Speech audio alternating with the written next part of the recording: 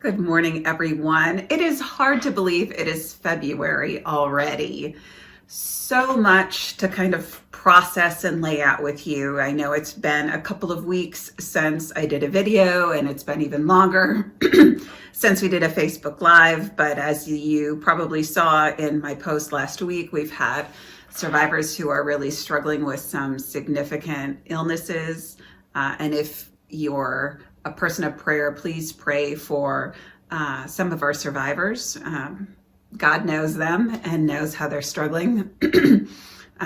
So we've had survivors with, sicknesses, illnesses. We have survivors who are dealing with, not only the stress of everything that's happening in our world, but just family issues.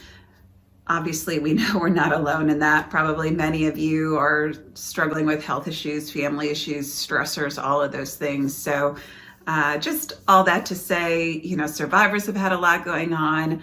I've had a lot going on when it comes to leading the organization. And so I wanted to, first of all, just pop on and say hi.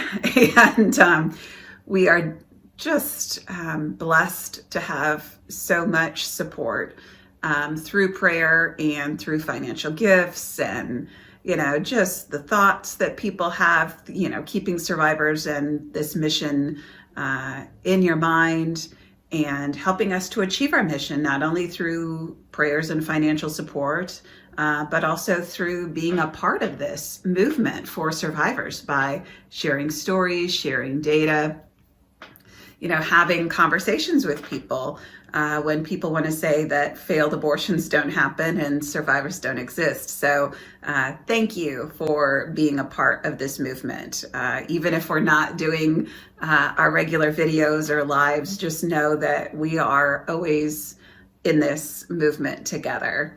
I wanted to touch base about a question that somebody asked me recently that I thought was so good, and it actually then ties into an update that I have about the 6 survivors that were identified in the induced termination of pregnancy report out of Texas that we've been talking about for about a month. So I'll start with a question. Recently, someone reached out and said, when you report that you've connected with 300 and we're now up to 359. Actually, you know what? Let me do the math. I was just emailing with a couple survivors this morning.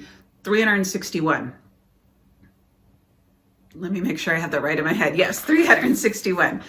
When you throw out those numbers of survivors, someone's question was, does that also include children who survive abortion pill reversal processes? And if you don't know what the abortion pill reversal process is, Google it, APR, look up the story of our friend Rebecca Hagan and her little guy, Zechariah. It's an incredible story, but children do survive abortion pill reversal processes. So when we report out our number of survivors, we do have really only 2 survivors, Zechariah is one of them, who survived abortion pill reversals that we count in our numbers. The reason why that person asked me is because when you see the report of the success of the abortion pill reversal process, there are hundreds of children, probably closer to thousands now, I would suspect, but hundreds of children who survive abortion pill reversals every single year. So that data is reported through their system, through Heartbeat now, who handles that. And so when we're reporting, hundreds of abortion survivors that we connect with, that does not include much at all from Heartbeat's data on abortion pill reversal. So right now, that is really a separate system, a separate set of individuals. Our strategic plan, our vision is that we want to be a part of that healing for families who go through abortion pill reversals. So making sure that child is supported as they grow up and they know their story and that family receives healing and support so they can continue to heal from that. And so that's just kind of I thought that was an important question to ask. And if it doesn't make sense, shoot me a comment in the comment section or send me an email, and I'll help explain that a little bit better. But I think that is an important question because that is a huge number of children surviving abortion pill reversals on an annual basis. And then we also are reporting, right, that we are hearing from abortion survivors on a weekly basis, and that's continuing to happen. As I shared, I was just emailing with 2 other abortion survivors this morning, and actually both are from other countries. So to me, that's a good sign that the information about the Abortion Survivors Network is getting out there. We are busy, meeting the needs of people right now in our community of survivors and growing it at the same time. So survivors, if you're listening to this, we do have our virtual retreat coming up so soon this month. If you haven't registered yet, do it, right? You want to be one of the first 30 people so you can get that great gift bag coming your way full of surprises. And so the virtual retreat is coming up soon. Just another reminder to survivors, because of the timing of that retreat, we won't be doing our monthly Zoom. And obviously we're going to be spending more time together in the retreat than we even would have on our Zoom this month. So no monthly Zoom, but definitely retreat, and please sign up for that.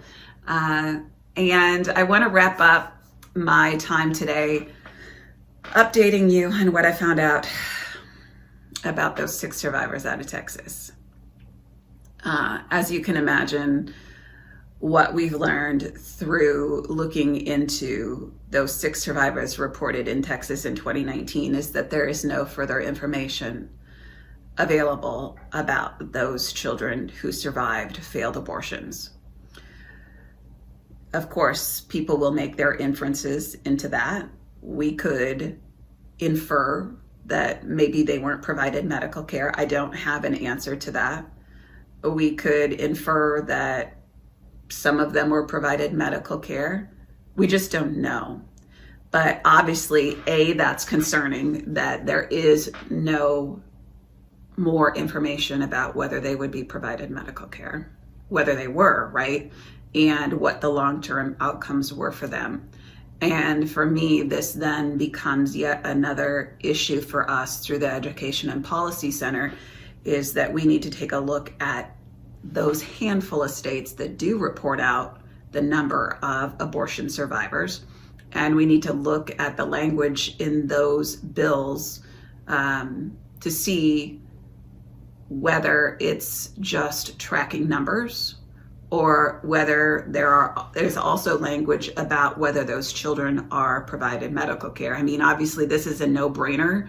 We shouldn't have to say, oh, hey, by the way, if you're going to report the number of children who survive abortions, you also need to report out whether they're provided medical care and what the outcome is for them in the days after they survived. But if that's what we have to do, then the Abortion Survivors Network will be a part of that ongoing conversation in various states and even at the federal level to make sure that this is not just a reporting that there were survivors, that there will be a reporting that guidelines were followed in terms of them being provided medical care, and that there were consequences for failure to provide that medical care. So obviously not anything that I wanted to be reporting back to you all as we looked further into this, but I don't think any of us are surprised that this is what we found in the Texas numbers. And I think it is very